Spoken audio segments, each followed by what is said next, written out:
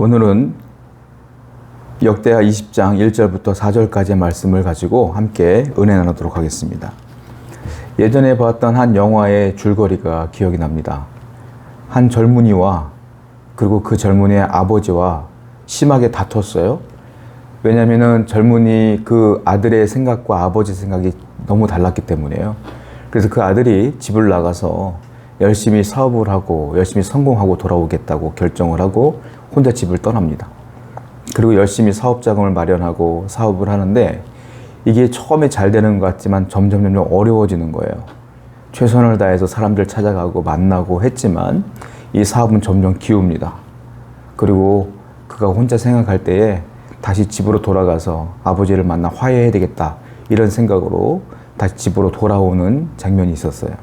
그리고 고개를 푹 숙이고 아버지를 만나서 얘기를 해요. 아버지, 제가 사업을 했는데 이렇게 실패를 했습니다 라고 말했더니 아버지께서 그 아들을 보고 막 버럭 화를 내시는 거예요. 이 녀석아, 이왕 할 거면, 이왕 이 아버지 버리고 떠나서 할 거면 최선을 다해서 성공을 해야지 라고 말했어요. 그때 이 아들이 서러움이 막 폭발한 거예요. 아버지, 내가 최선을 다하지 않은 것 같습니까? 제가 죽을 힘을 다해서 했습니다. 그러나 되지 않았어요. 어떻게 제 노력은 그때나 지금이나 인정해 주지 않습니까? 라고 말하면서 막 우는 거예요. 막 싸우는 거예요, 서로.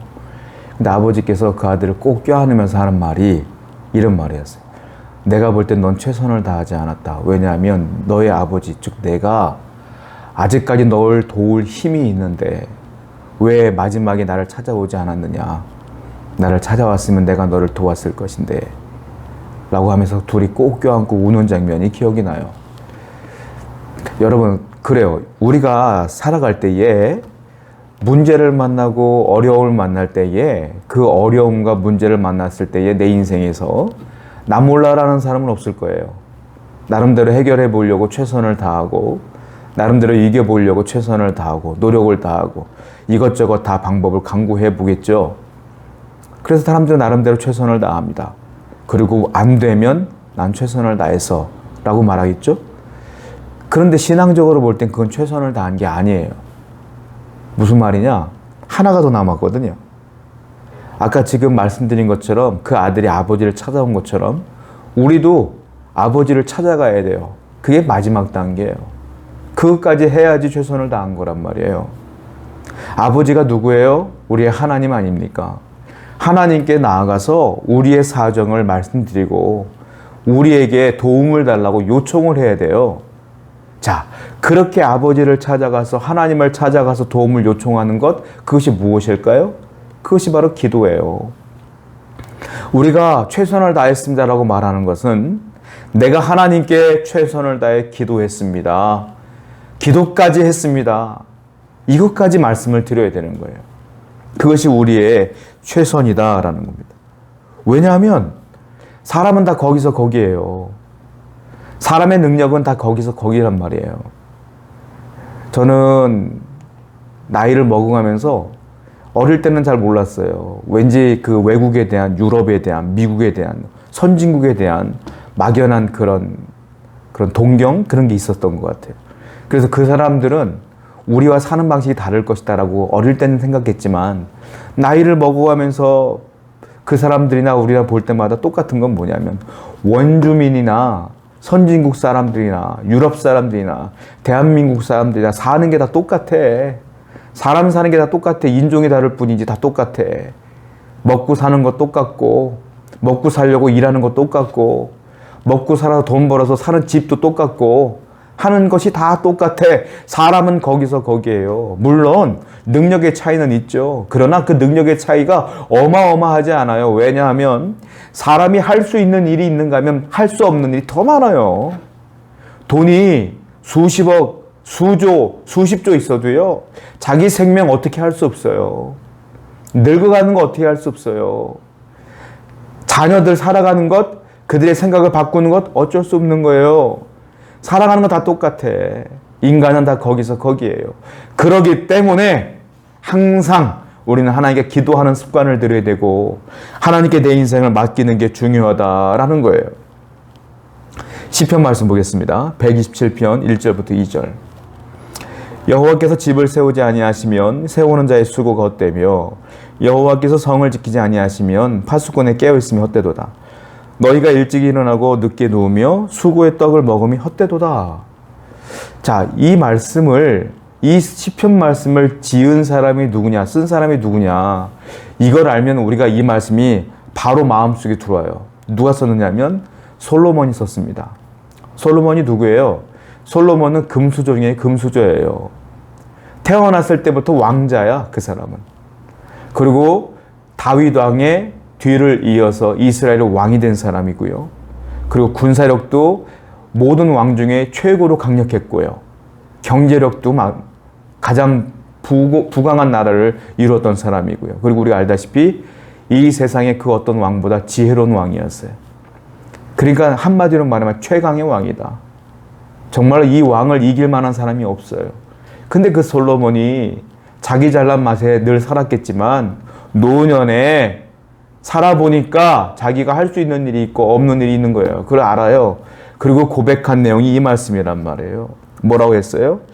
하나님이 집을 세우지 아니하면 세우는 자의 수고가 헛되다. 즉 안 세워진다 이거예요. 하나님이 세워줘야 세워지는 것이다. 여호와께서 성을 지키지 아니하시면 내가 아무리 깨어있어도 헛되도다. 내가 깨어있어도 침범당한다 이거죠. 하나님이 지켜줘야 된다. 이걸 느지막이 깨달았어요. 솔로몬보다 뛰어난 사람이 이 땅에 어디 있겠습니까? 모든 걸 가진 사람이 어디 있겠어요? 그 솔로몬도 알았거든요. 내 힘으로는 한계가 있구나. 하나님이 함께하지 않으면 안 되는구나. 이런 걸 깨달았단 말입니다. 그래서 이런 한계 때문에 솔로몬도 기도하며 살았어요. 스펄전 목사님이 이런 말씀을 하셨거든요. 인간의 마지막은 하나님의 시작이다. 이런 말이 있어요. 인간의 마지막은 하나님의 시작이다. 인간이 끝났다. 더 이상 할 게 없어. 어떡하지? 라고 할 때 우리가 하나님께 기도하잖아요. 그때서부터 하나님은 시작하신다. 이거예요. 그러니까 모든 일의 시작점은 무엇이냐? 기도부터 시작이다. 이거예요. 여러분 인생의 어려움을 만났어요? 이제부터 기도하시면 이제부터 시작인 거예요. 왜? 하나님이 그때부터 일하시기 때문에 그렇습니다. 기도가 얼마나 위대하신 것인지 또 이런 말이 있어요. 우리가 일을 하면 우리가 일하는 것이고 우리가 기도하면 하나님이 일하신다. 이런 말이 있어요. 여러분들이 기도하지 않고 일하면 그냥 여러분들이 일하는 거예요. 그러나 여러분들이 문제를 만났을 때 기도하면 그때서부터 하나님이 일하신다. 기도는 그래서 특권이라고 하잖아요. 믿는 자의 특권이라. 아무나 할 수 있는 게 아니에요. 예수 그리스도를 믿는 자만이 기도할 수 있는 거예요. 저와 여러분들은 그 특권이 있지 않습니까? 왜 특권을 내편고 두고 살아요? 왜? 여러분들 일하면 한계가 있다니까요. 할 수 없는 일이 더 많아요. 그런데 여러분들이 기도하면 하나님은 무궁무진한 분이에요. 무한하신 분이야. 못할 게 없는 분이요. 그분이 하나님이 일하신다니까요. 사랑하는 성도 여러분, 오늘부터 다시 알고 있는 내용이지만 다시 결정하시고 다시 마음에 회복하셔서 기도를 하시기 바라요. 기도하셔야 하나님이 일하시는 거 아니겠습니까? 사람들이 볼 때 기도는 참 연약해 보여요. 제3자가 볼 때는 기도하는 사람들이 한심해 보일 때가 있어요. 왜냐하면 문제가 산적해 있는데 이 문제를 해결해야 되는데 다른 사람들은 그 문제를 해결하기 위해 동분서주하죠. 사람을 만나러 가고 뭐 은행을 찾아가고 어떻게든 해보려고 막 난리를 치는데 이 믿음 있는 사람이라는 것은 사람들이 볼 때 참 답답한 거야. 왜? 문제가 있는데 교회에 가서 앉아서 눈 감고 눈물을 흘리며 기도하고 앉아있으니 그 사람들이 볼 때 기도는 참 연약한 것 같아. 그냥 할 게 없으니까 하소연하는 것 같고 그냥 능력 없는 사람이 하는 그냥 아무것도 없는 것을 외치는 공허한 외침 같고 그렇게 느낄 때가 많죠. 제3자가 볼 때는. 여러분 지렛대 원리 아시죠? 지렛대. 우리가 무거운 것들을 들기 어려울 때 거기다가 이제 돌을 갖다 놓고 큰 돌을 갖다 놓고 나무 판자를 그 사이에 끼워 놓고 있는 힘껏 내려서 누르면 그 물건이 들리잖아요. 내 힘으로는 절대 안 들리는 것이 지렛대로 들리잖아요. 그 나무 판때기가 무슨 힘이 있겠습니까?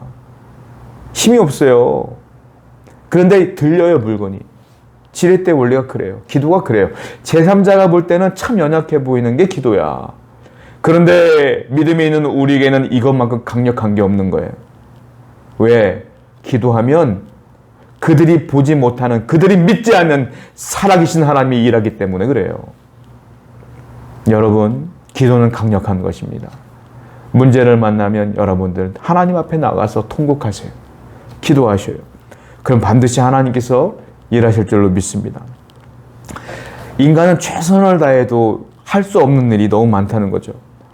자, 인간이 하다 안 됐을 때에 마지막으로 해야 될 게 뭐냐? 기도예요. 사실 기도는 하다 안 됐을 때 기도하는 게 아니에요. 원래는 뭐예요? 하기 전에 기도하는 거예요. 원래 하나님께 맡기는 거죠. 근데 많은 사람들은 그걸 모르고 하다 안 되면 기도를 해. 대표적인 사람이 누구냐? 야곱이에요. 야곱이 얼마나 고난당하고 얼마나 고통받았는지 몰라요. 창세기 32장을 보게 되면 야곱이 집을 떠난 뒤 20년 만에 집으로 돌아옵니다. 왜 떠났죠? 형 에서의 장자권을 훔쳤기 때문에 에서가 죽이려고 했거든. 그래서 어머니의 친정이었던 하란으로 도망가죠. 20년 만에. 자, 야곱이 도망간 거리는 800km예요. 그리고 20년 만에 돌아오는 거예요. 얼마나 무서웠으면 800km를 도망갔어요. 에서가 그렇게 도망갔을지 몰랐을 겁니다. 자, 20년 만에 돌아오는데 세월이 20년이 흘렀어도 형 에서가 자기를 죽일 것 같은 거야. 정탐을 해봤어요, 미리. 형이 400명을 자기 가정에서 기르고 있는 거예요. 야곱 죽이려고. 그 얘기를 들었을 때 얼마나 겁이 나겠어요. 그래서 어떻게 되느냐, 야복강가에 딱 서가지고 돌아가지 못하고 계획을 짜요. 자기 머리를 굴려보는 거예요. 이 위기를 어떻게 할까 고민해 보는 거예요. 위기가 뭡니까? 위기. 위험한 기회예요. 위험한 기회. 근데 위기는 우리가 신앙적으로 다시 해석해 보자면 위기, 위대한 기도의 시간 이렇게 보면 될 것 같아요.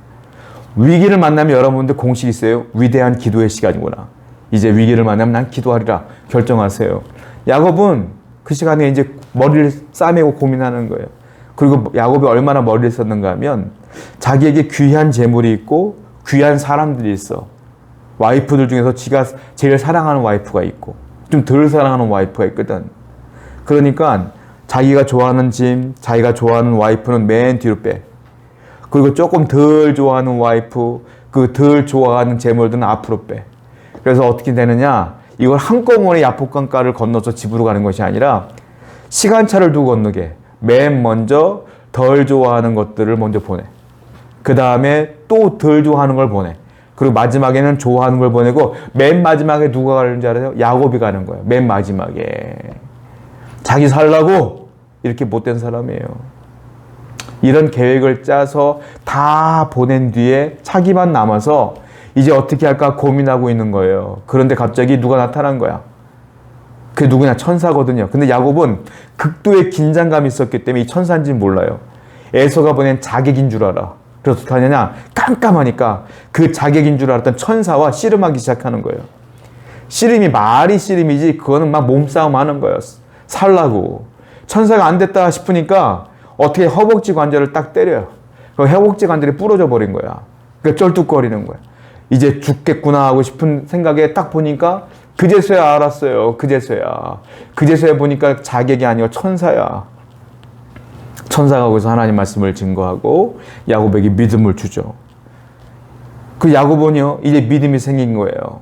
밤새도록 기도하고 은혜가 생긴 거예요. 아침이 돼서 도망가려고 했지 도망 못해요. 왜냐하면 다리가 부러졌기 도망가지도 못해요.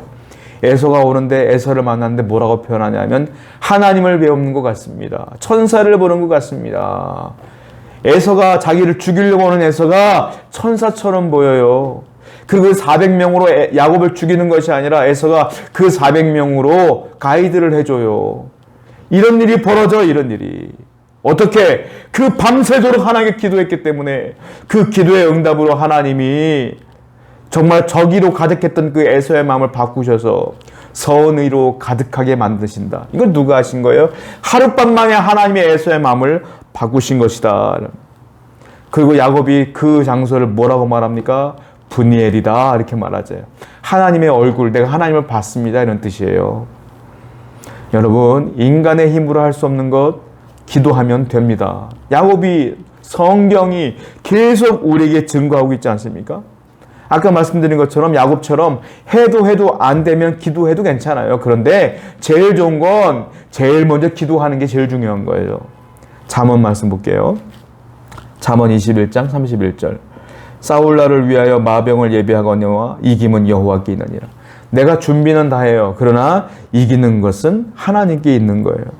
인간적인 노력도 해야 되는 거예요. 내가 마병도 준비하고 내가 싸울 날을 예비하기도 해야 되는 거예요. 그런데 진작 싸울 때는 누가 일하시는 거예요? 하나님이 하시는 거예요. 승리는 하나님께 있는 거예요.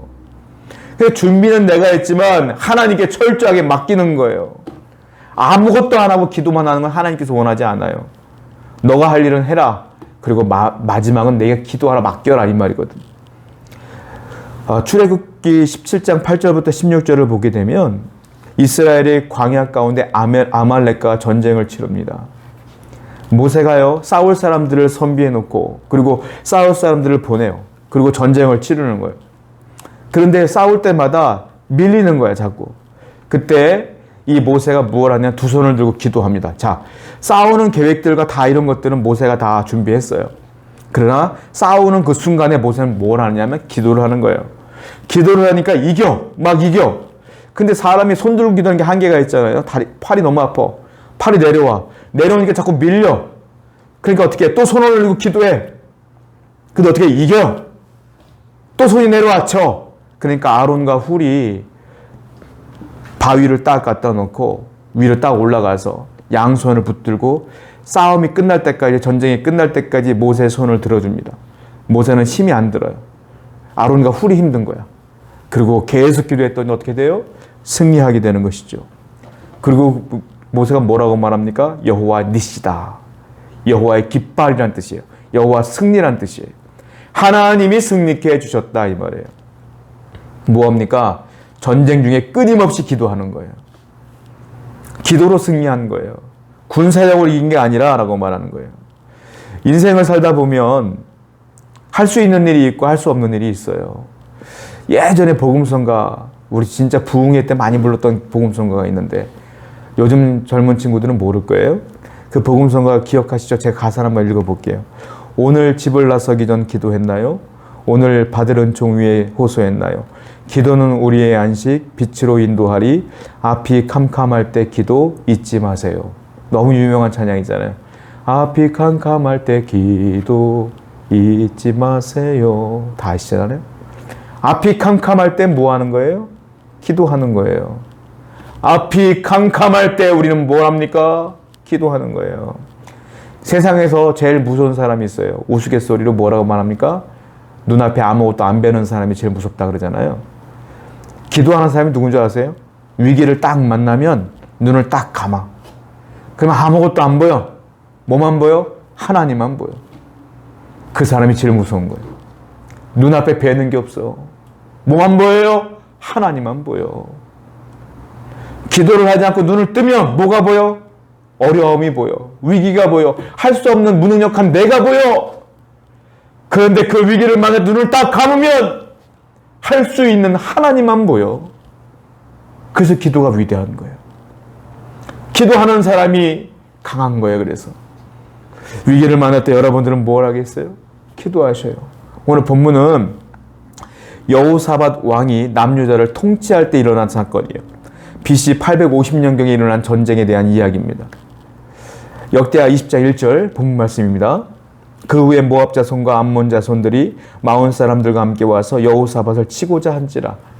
자, 어떤 일이 벌어졌냐면 이스라엘, 즉 남유다. 이때는 남쪽과 북쪽, 그러니까 남유다와 북이스라엘이 갈라져 있는 상태예요. 남북이. 북쪽은 북이스라엘이라고 했고 남쪽은 남유다라고 불렀어요. 여호사밧은 누구냐면 북이스라엘 왕이 아니라 남유다의 왕이에요.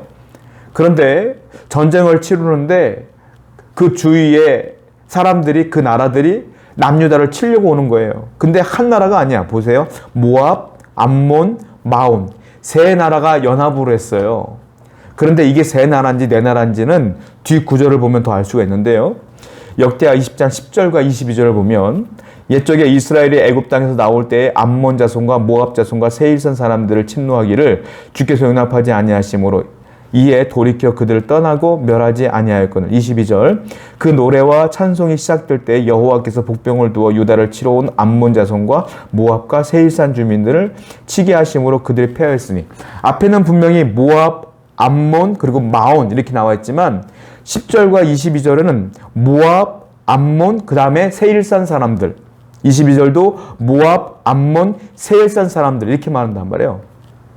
학자들은 두 가지로 나뉘어지는데 이 마온, 모압, 암몬, 마온 이렇게 나와 있는데 이 세일산 사람들이 아마 마온 사람들일 것이다 이렇게 말하는 분도 있어요. 근데 또 어떤 분들은 아니다, 세일에 사는 사람들은 에돔 족속에 살기 때문에 이 사람들은 에돔 사람들이다. 그러니까 실질적으로 모압, 암몬, 마온, 에돔까지 4개국이 연합을 한 것이다 이렇게 표현한 분도 있어요. 정확하게 이게 마온이 에돔이냐 아니면 다른 나라냐 이건 정확히 우리가 구별할 수 없지만 분명한 것은 연합을 했다는 거예요. 이게 3개국이냐 4개국이냐 차이지 연합을 했다는 거예요. 결국은 자, 한 나라 남유다 통일된 나라도 아니에요. 반쪽에 갈라진 나라인데 남유다를 이 세 나라인지 네 나라인지가 연합을 찾아오는데 이거 이길 수 있겠어요? 이길 수가 없죠. 이 급박한 상황을 여호사밧이 이렇게 묘사하고 있어요.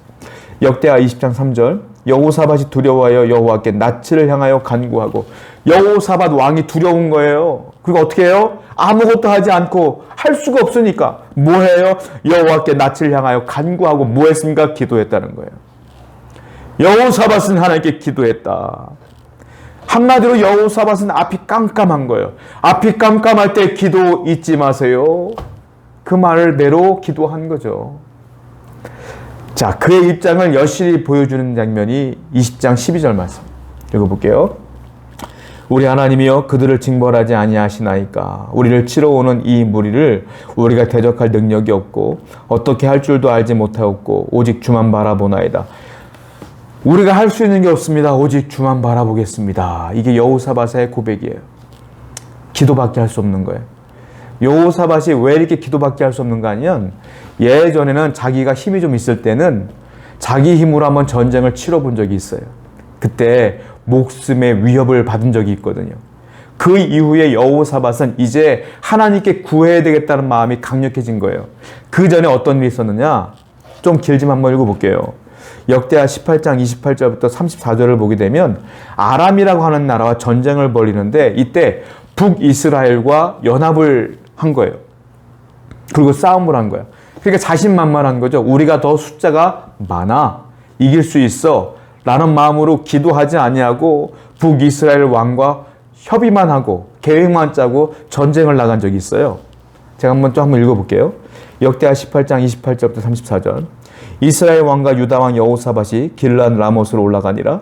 이스라엘 왕이 여호사밧에게 이르되 나는 변장하고 전쟁터로 들어가려 하노니 당신은 왕복을 입으소서 하고 이스라엘 왕이 변장하고 둘이 전쟁터로 들어가니라. 아람 왕이 그의 병거 지휘관들에게 이미 명령하여 이르기를 너희는 작은 자나 큰 자나 더불어 싸우지 말고 오직 이스라엘 왕하고만 싸우라 한지라. 병거의 지휘관들이 여호사밧을 보고 이르되 이는 이스라엘 왕이라 하고 돌아서 그와 싸우려 한즉 여호사밧 소리를 지르매 여호와께서 그를 도우시며 하나님이 그를 감동시키사 그를 떠나게 하신지라. 병거의 지휘관들이 그가 이스라엘 왕이 아님을 보고 추격을 그치고 돌아갔더라. 한 사람이 무심코 활을 당겨 이스라엘 왕의 갑옷 솔기를 쏜지라. 왕이 그의 병거 모는 자에게 이르되 내가 부상하였으니 내 손을 늘려 나를 진중에서 나가게 하라 하였으나 이들의 전쟁이 맹렬하였으므로 이스라엘 왕이 병거에서 겨우 지탱하여 저녁 때까지 아람 사람을 막다가 해가 질 쯤에 죽었더라. 무슨 말이냐면 이스라엘과 이 남유다 여호사밧이 연합을 해서 싸움을 하는데 이스라엘 왕이 더 군사력이 강력했던 것 같아요. 힘이 좀 셌던 것 같아요. 여호사밧에게 뭐라고 말하냐면 자 왕이시여 우리 전쟁터로 나갑시다. 뒤에 있지 말고. 그래 나는 변장을 할게. 왕이 아닌 것처럼. 당신은 왕인 것처럼 왕복을 입으세요. 한마디로 나 대신 죽으라 이 말이에요. 근데 여호사밧 왕이 어쩔 수 없으니까 네 하고 자기는 왕복을 입고 간 거예요. 근데 아람 나라 사람들 계획을 짰는데 뭐라고 짰냐면 야 아무하고 싸우지 말고 왕하고만 싸워. 왕복을 입은 놈이 있을 거야. 그런데 보니까 여호사밧이 왕복을 입었고 이스라엘 왕은 왕복을 안 입었거든. 그러니까 아람 사람들이 여호사밧에게만 달려드는 거야. 여호사밧이 도망을 가요. 그때 어떻게 살 수가 없으니까 하나님께 기도해. 여호사밧이 하나님 하고 외쳤어요.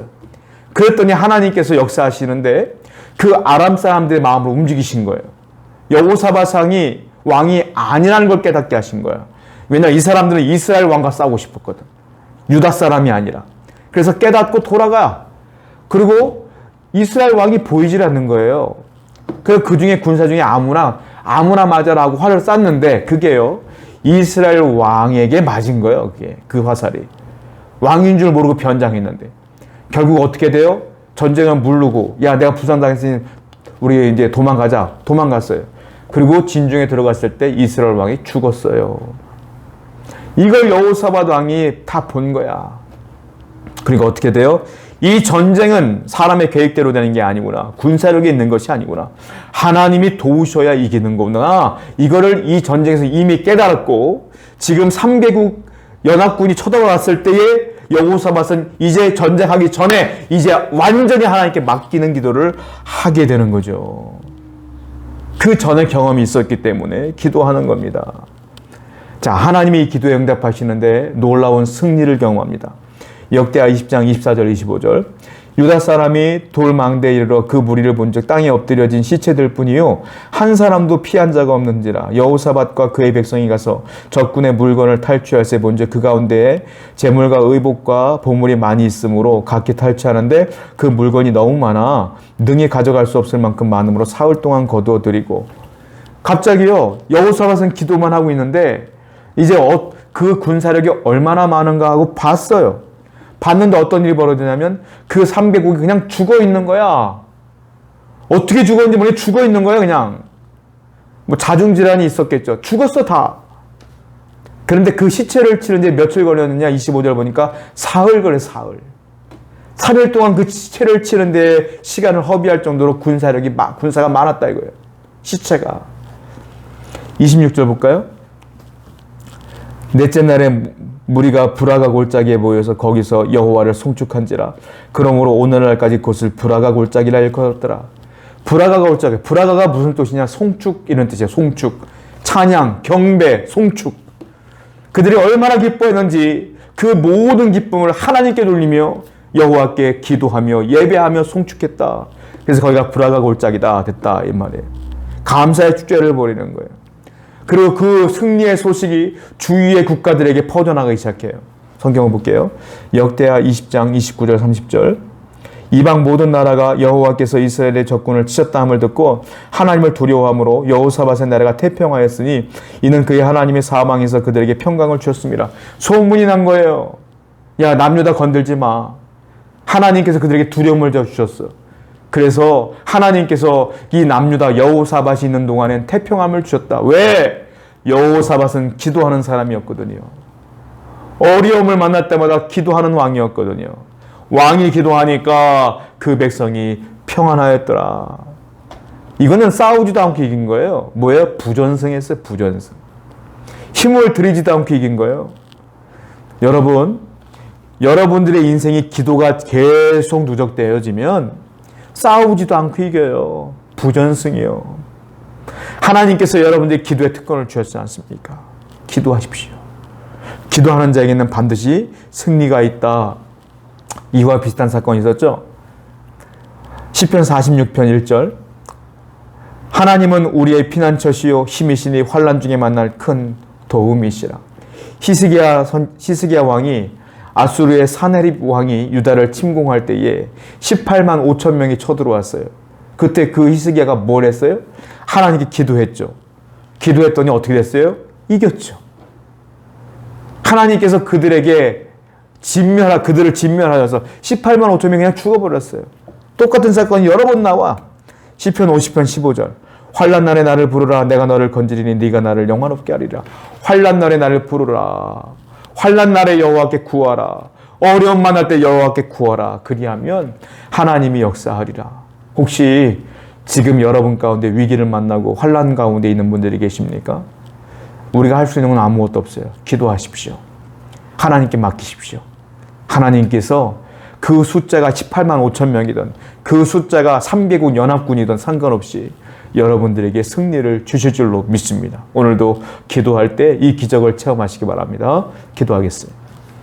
하나님 감사합니다. 오늘도 기도하는 백성 되게 하시고 위기를 만나기 전에도 하나님께 기도하는 백성 되어서 평상시부터 위기를 만날 때까지 기도의 습관을 들이는 귀한 백성 될 수 있도록 인도하여 주옵소서. 예수님의 이름으로 기도드렸습니다. 아멘.